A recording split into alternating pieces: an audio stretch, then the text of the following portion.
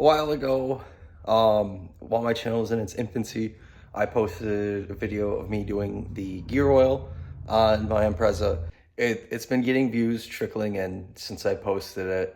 Even though I really didn't post it for, I didn't post it for a how-to. It was more of just what I'm doing as filler in between travels. And since we just took a trip a couple weeks ago and didn't record anything, which will be me doubling down on this being the worst travel vlog, I thought I would make a better, more concise video of fluids on my manual Impreza, which unfortunately, since most of these are CVTs, the exact process isn't going to apply to everyone's. The rear diff is a different diff.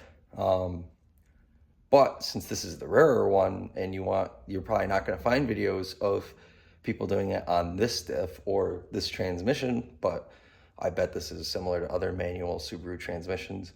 Here's gonna be a better video. Also, I'm gonna do a video doing the spark plugs. I'm gonna try to chop this up into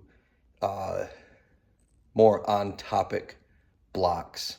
So I'll chop it up into different parts and post them differently and show how I do the plugs. This is the second time me doing it myself, so hopefully I can do it a lot faster than the first time. And I always have to shout out the mileage on the car. I am sitting at just over 180,000. I think I'm at 180,087.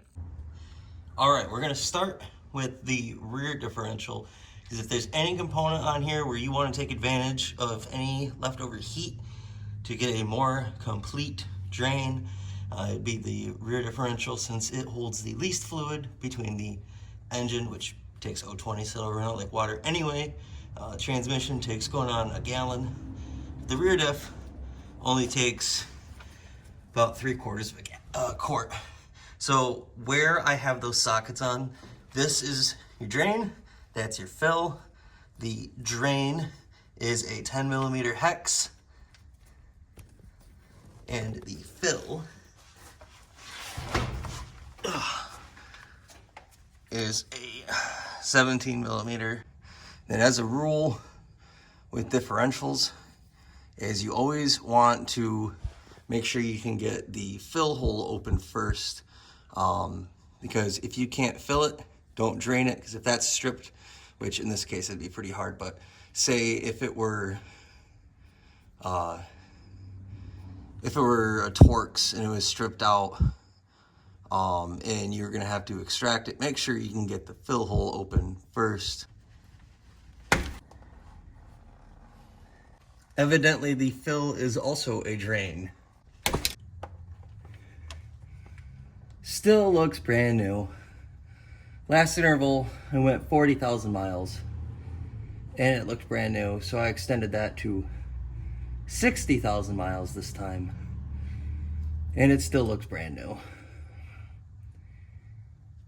But this is one of those fluids you can't change too often.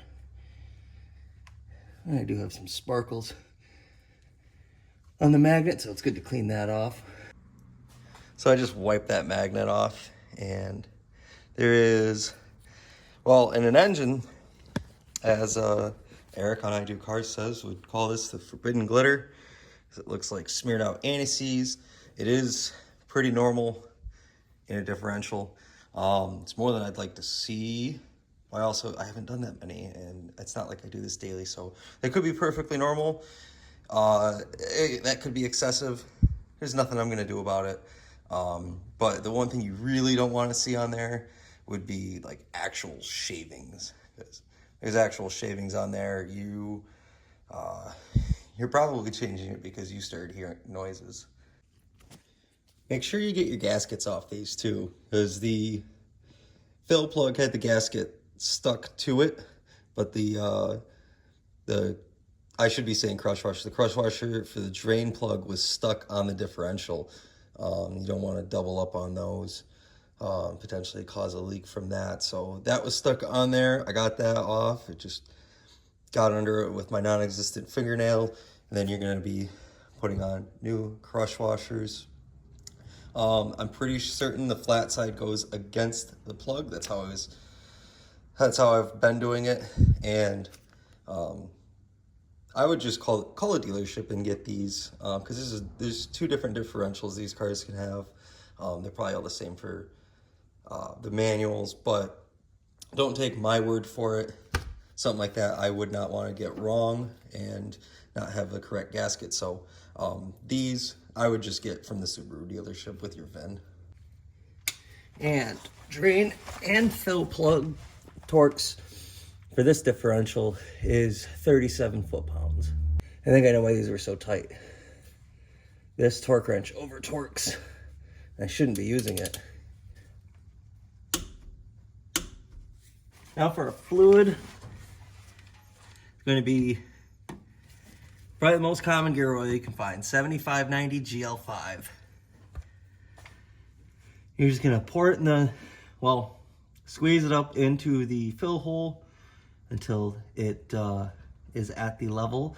You cannot overfill it because it'll be draining out. This is why it's important though to have your car level. That's why I made sure that all the jack stands I was using were at the same height, because this is supposed to be filled with the car level.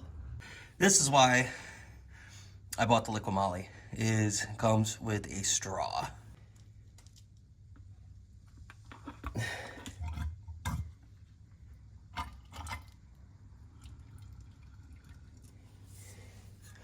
Sorry if my big head is in the way. Don't squeeze too hard because this is literally gear oil. It is super thick. Well, it's not 75/140, but 75/90 back here.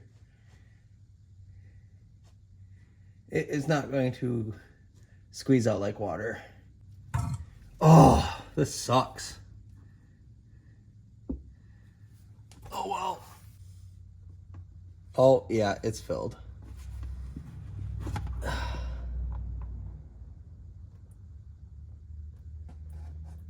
Nice and oily. I don't know if I like the Liqui Moly design. I think the pretty certain Valvoline gear oil comes in bags. They're meant to be squeezed. Now, clean this up and we'll move on to the transmission.